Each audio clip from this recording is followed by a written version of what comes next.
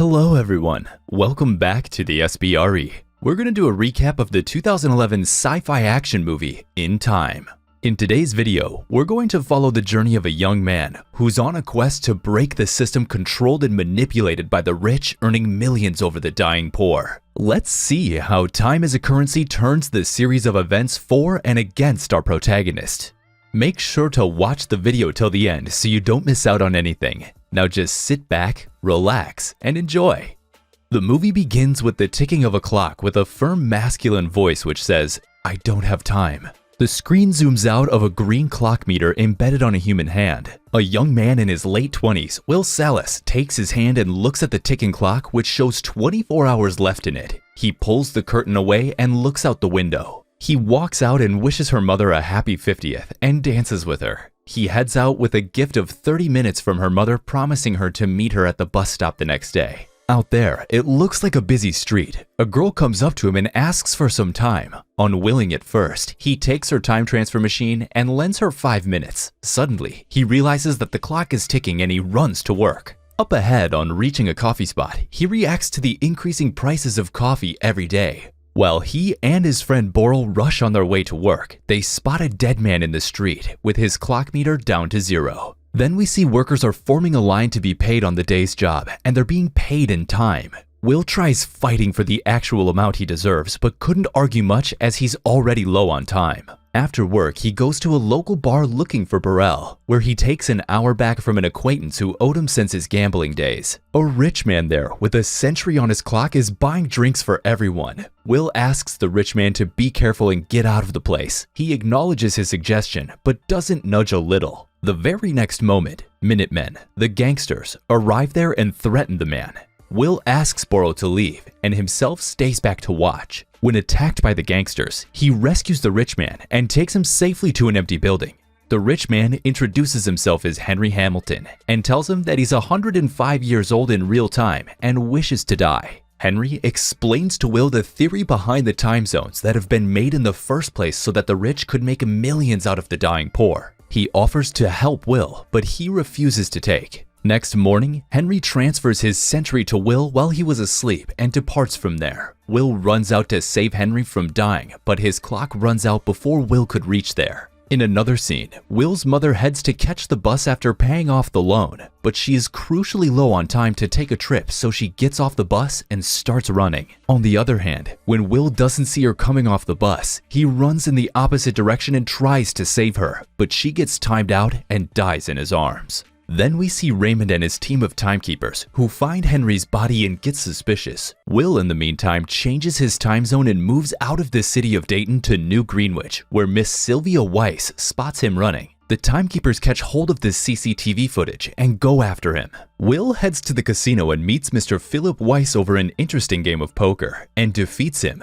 Mr. Weiss introduces Will to his daughter Sylvia, who invites him to a party at their place. Will buys a taxi and gets to the party. He spends time with Sylvia and finds her very attractive, and she feels something similar. Raymond and his team in the meanwhile figure out his exact location and reach the party. They confiscate the stolen time from him and leave him with very little. Then Will attacks the timekeepers and flees with Sylvia as his shield. After getting out of Timekeeper's sight, he hides under a bridge for the night. The next morning while in the car, they're trapped by the Minutemen and Sylvia gets looted of her time while both of them are unconscious. Will gives some of his time to her and they head back to Dayton. The Timekeepers locate their wrecked car and follow them there. Short on time, Will goes back to find Boral but learns from his wife that he had died because of drinking too much. Being too scarce on time, they pawn Sylvia's earrings in exchange for 2 days, 24 hours each. Will calls Mr. Weiss and asks for the timekeeper and tells him to make a transfer of 1,000 years to Timelines Happen, a place which gives out time for free to the needy. Sylvia is seen having a tough time adjusting in Dayton, so Will takes her to his place and gives her his mother's dress to change into. He explains to her his father's trick of how he could win a losing game very intelligently.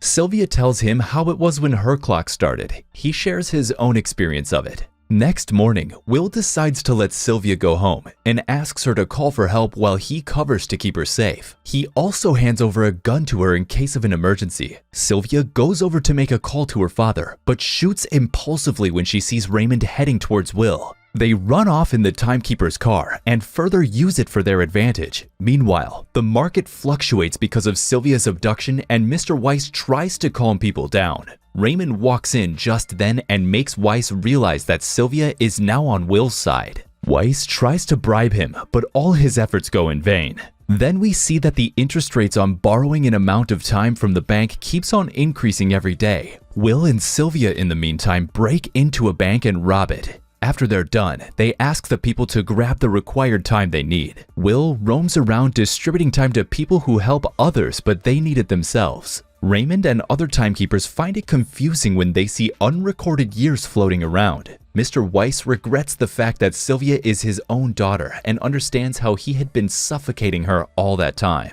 There in the hotel room, Will and Sylvia realize that Raymond is outside with his team and try dodging them and run. Raymond goes after them a long way before he loses them on a bus. Trying to escape the timekeepers and keep their distance, they book an entire hotel. On that evening, Minutemen gather people who got time from the couple and ask them about the two. In order to assert their dominance, they wipe out the clock of a man who doesn't open his mouth. Seeing that, the other reveals the truth that he saw them checking into a hotel. Unaware of the situation outside, Will and Sylvia were together in the hotel room. Suddenly, the Minutemen attack them and challenge Will for a fight. He agrees to fight and applies his father's technique and takes the game till the end. Upon finding an opportunity, he kills all of them and wins over the Minutemen.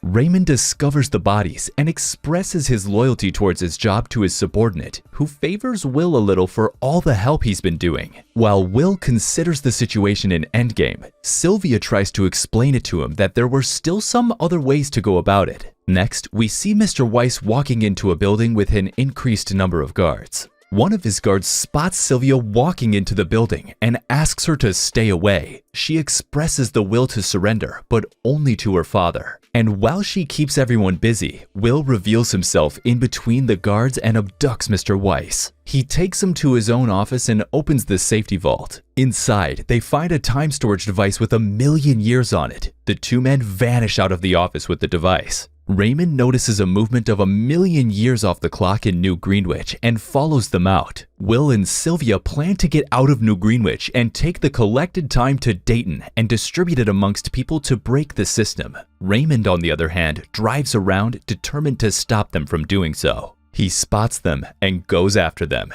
He gives away the orders to shoot them on sight, even though it's not permitted in New Greenwich. The exit of the city is blocked, and the two are shot while they drive through the timekeepers. Breaking the barricading, both make their way out of the city. Raymond follows them with all he has. He takes a different route and comes up from the side and bangs his car into theirs. Will and Sylvia still manage to get the device to the required people and ask them to get the time distributed.